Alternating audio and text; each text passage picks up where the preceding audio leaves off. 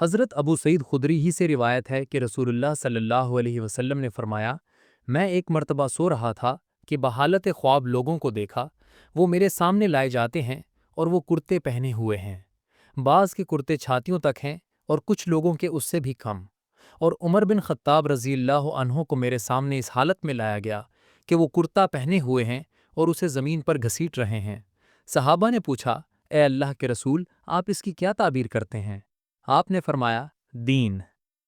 تشریح: دین اور کرتے میں مناسبت یہ ہے کہ کرتے کے ذریعے سے انسان اپنے باہر کی حفاظت کرتا ہے، یہ بدن کی گرمی اور سردی سے محفوظ رکھتا ہے، اس کے علاوہ زیبائش بدن کا کام بھی دیتا ہے۔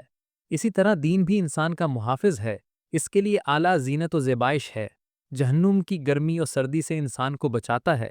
جب دین حاصل ہو جائے تو ہر چیز کی طرف قدم بڑھانے میں سہولت رہتی ہے۔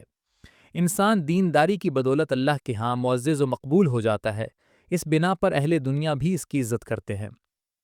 اس حدیث میں قمیص کے متعلق 3 مراتب بیان ہوئے ہیں، یعنی چھاتیوں تک، اس سے بھی کم اور زمین پر گھسیٹتے ہوئے۔ پھر اس کی تعبیر دین سے کی گئی ہے، گویا یہ ثابت ہوا کہ اہل ایمان میں دین کے اعتبار سے تفاضل ہے۔ امام بخاری رحمۃ اللہ علیہ کا مقصود بھی یہی تھا کہ دین یعنی ایمان میں کمی اور بیشی ہوتی ہے۔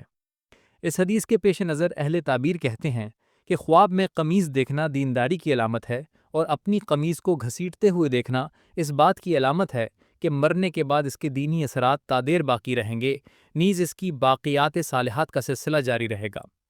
حضرت عمر رضی اللہ تعالیٰ عنہ کو اس حالت میں دیکھنے کا مطلب یہ تھا کہ آپ کفر کے اثرات مٹائیں گے اور ان کے ایمانی اثرات تا دیر باقی رہیں گے۔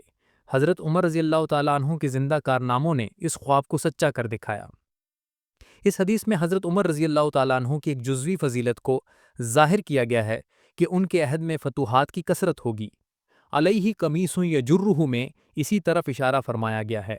یہ جزوی فضیلت حضرت ابو بکر صدیق رضی اللہ تعالیٰ عنہ کی افضلیت کا مقابلہ نہیں کر سکتی، کیونکہ ان کی افضلیت پر امت عادلہ کا اجماع ہے۔